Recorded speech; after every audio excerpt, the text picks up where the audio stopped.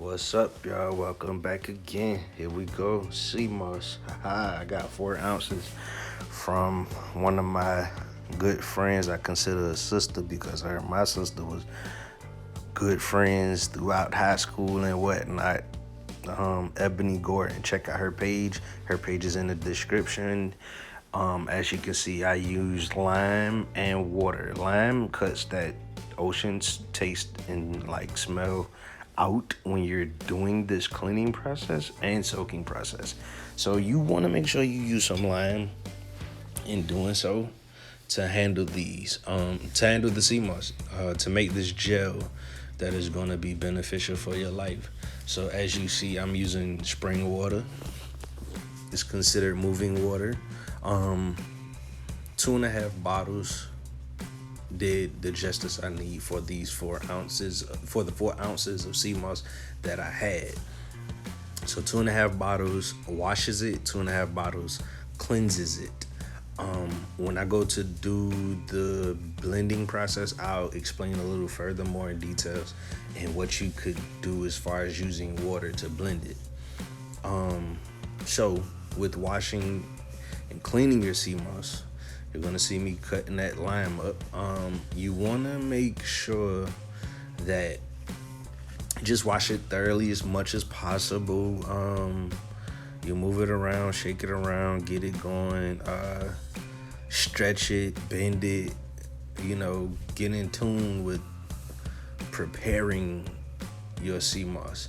And not just with sea moss, but with anything you're doing, especially in the kitchen and you're consuming it, you wanna make sure you are like kind of in tune with it. So you want to get into what you're doing. You want to kind of move it around. You want to technically, in a sense, like get to know what you're doing. You want to get to know what you're working with. As you can see, that water is pretty murky.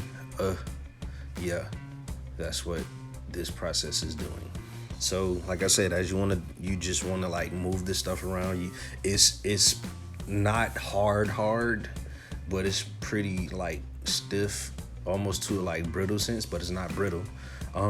So basically you want to just get around in it. Like as you can see, that little bit of like dirt stuff, like the dirt from the ocean floor, the dirt just from the water in general, that stuff lingers in your sea moss, like and packaged and shipped wherever you are.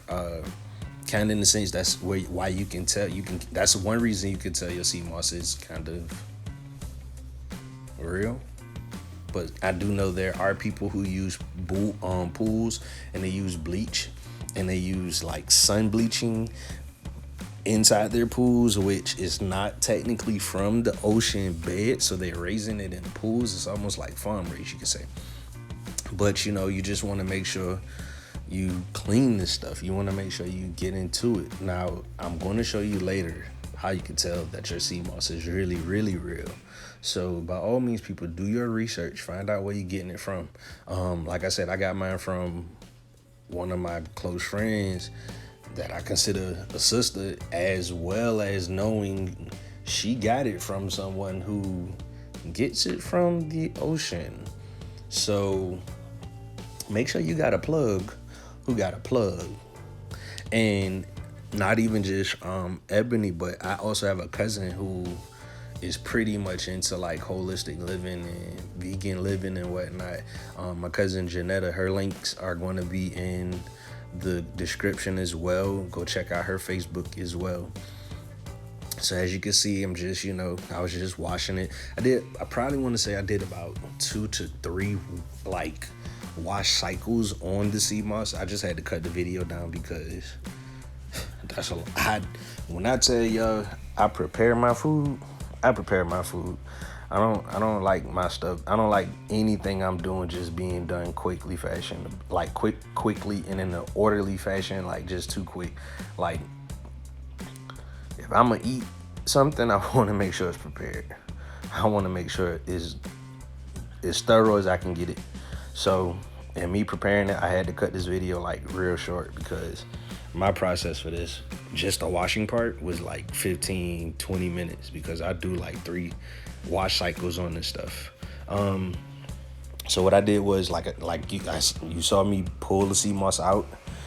Yes, I put it back in because I wanted to make sure I'm washing it thoroughly. So, but you're gonna see like me like stretching the sea. Like you can't see me doing it right there, but like literally I'm holding it up to like the light, stretching my sea moss to make sure I'm like in all of the crevices that I can get to make sure I'm doing this like as perfect as possible. So that's just how I work in the kitchen. You don't want to take no more than 3 tablespoons of sea moss per day, per person.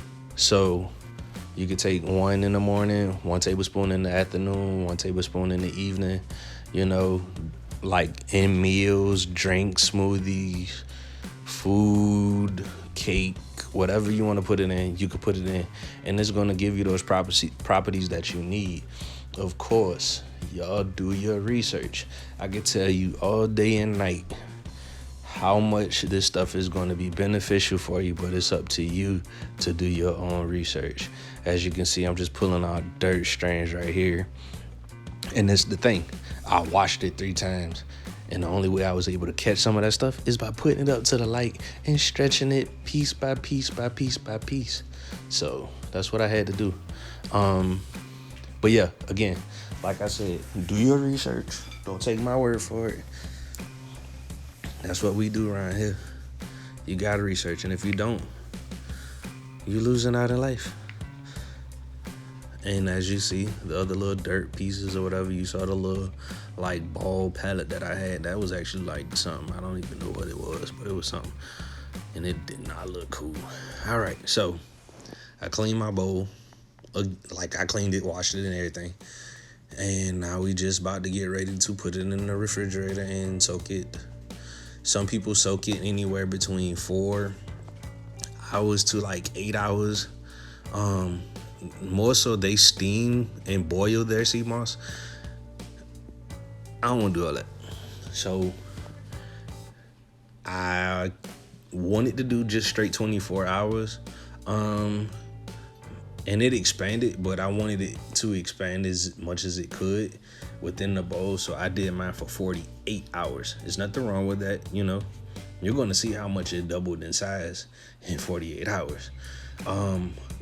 So I used the other lemon, cut that up. I have a juicer. I mean, not a juicer, but a citrus, juicer or whatever that I did use. And that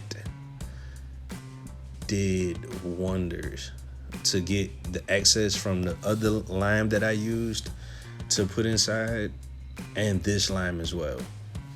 So I put both of the limes in fully juiced out. And like I said, I let it sit for 48 hours, not even 24. So yeah, some other little things about sea moss. It has 92 of the 102 minerals that you need for your human body to function. I tell people this all the time. Find out the minerals that your body needs and find out how you can get those things, because that's how your body that's how your body properly functions. Sorry to say it that way, but that's how your body properly functions. So as you see, that doubled in size, right? That ain't doubled in size. That's like quadrupled in size.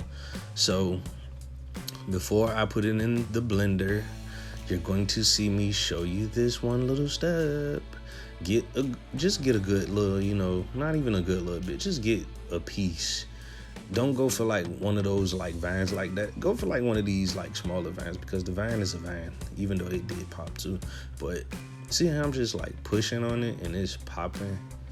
That's what you want to make sure it does. That's how you really know it's really real.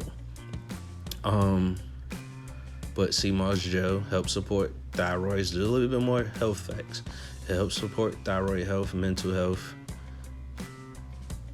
It's jam-packed in potassium, energy. It has it has B2 and B9 vitamins in it. It boosts your immune system. Just being real, it has amino acids and antioxidants. Just being real. Don't take my word for it. Go do your own research. So, what you can do in this blending process is you could use the water that it soaked in, as well as if you don't want to do that, you can just use some another 2.5 bottles of or 3 bottles of spring water. It doesn't matter. It's up to you. Pick and choose. Just want to let you know though, like you want to make sure as much sea moss you put inside your blender, you kind of put the same. You don't want to put the same exact amount or put more. You just want to make sure you put enough in. You don't want to put a little bit in. You want to make sure you put enough in to where it's going to blend smoothly, because your sea moss is going to do this jump around mess. And when you get done with it, it's going to, if you put enough water in there, the right amount, if you put enough in there, you're going to get this. It's going to look like an applesauce like style paste. It's going to have the consistency of applesauce. That's what you really want. Now, just put this out there as well. When you let this sit, rather it's in the refrigerator or not immediately in the refrigerator, it's going to harden in a little bit of time. So get you a mason jar. I have 2 of those size mason jars that I actually filled up, and I had a little bit left over that I put in a smaller mason jar. But I also did like a quick little taste test with the last batch, just to like see how it tastes, to make sure I did it right. Because if you taste like ocean, or if you taste like a hard bitter or something like that, like you didn't do something right, which probably meant you didn't clean it, or you probably didn't use that lime. So as you can see, just a little bit I had left, and that, I put that in a little mason jar or whatever as well, just to have. This should last you like 3 to 4 weeks per jar. Should last you like 3 to 4 weeks. So we good over here. Yeah, we good over here. So what I'm gonna probably do is put my next little order in pretty soon. But like I said, this is how it should look coming out at the end. Like I said, subscribe to the channel. Also, follow Ebonee, follow her Etsy. She has an Etsy where she sells not only sea moss but elderberry as well, and some other little things. Follow her Etsy page. Follow my cousin Janetta, because both of them can help you with a lot of things dealing with holistic living. Remember, like, share, comment. If you got any questions, feel free to hit me up. I will answer. Love y'all. Holla at y'all. Peace. Be easy.